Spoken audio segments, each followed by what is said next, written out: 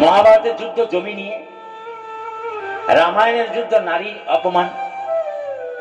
আর এই যে নারী যারা জগতে, আমার শ্রীগুরুর আশীর্বাদ আছে যে গীতা পাঠ করবে মেয়েদেরকে নিয়ে, মেয়েদেরকে গীতা পাঠ শেখাবে। কারণ আমি যে পাঠটা করি সেটা কিন্তু ছেলে ভোলার মতো পাঠ করি না।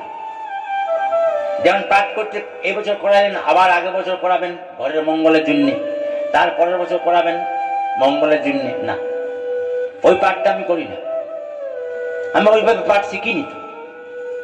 কারণ এই ঘরে পাঠ করে যদি এই সংসারের অভাব না যায়, ভালো করে বুঝে যান, এইখানে গীতা এসে পড়ে এই ঘরটার মালিকের বা সংসারটার যদি অভাব না যায়, যদি রোগ শোক না যায়, যদি জ্বালা যন্ত্রণা না যায়, এই বাড়িটা যদি দুতলা না হয়, তাহলে এই গীতা পাঠ করে কোনো লাভ নাই। রাধে রাধে, এটা আমি বলি।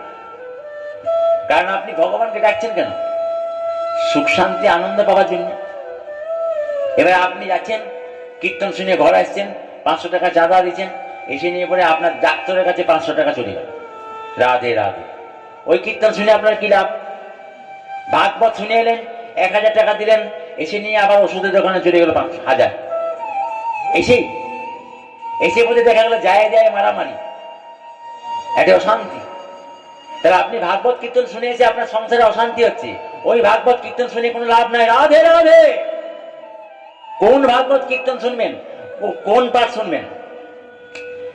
যে পাঠ আপনার দায়িত্ব, যে গোবিন্দ আপনার সংসারের দায়িত্ব নিজ হাতে নিয়ে নেবেন, সেই পাঠ শুনতে হবে। আপনার সংসারের দায়িত্ব আমার সঙ্গে যদি যুক্ত থাকেন, আমার কথাগুলো যদি শোনেন, এটা সদ্গুরু কথা, আর আপনি যদি পালন করতে থাকেন মানে নিয়মগুলো, দেখবেন এই বাড়িটা 1 বছর পরেই চেঞ্জ হবে। এই বাড়িটা বাড়ি থাকবে না, 100% চেঞ্জ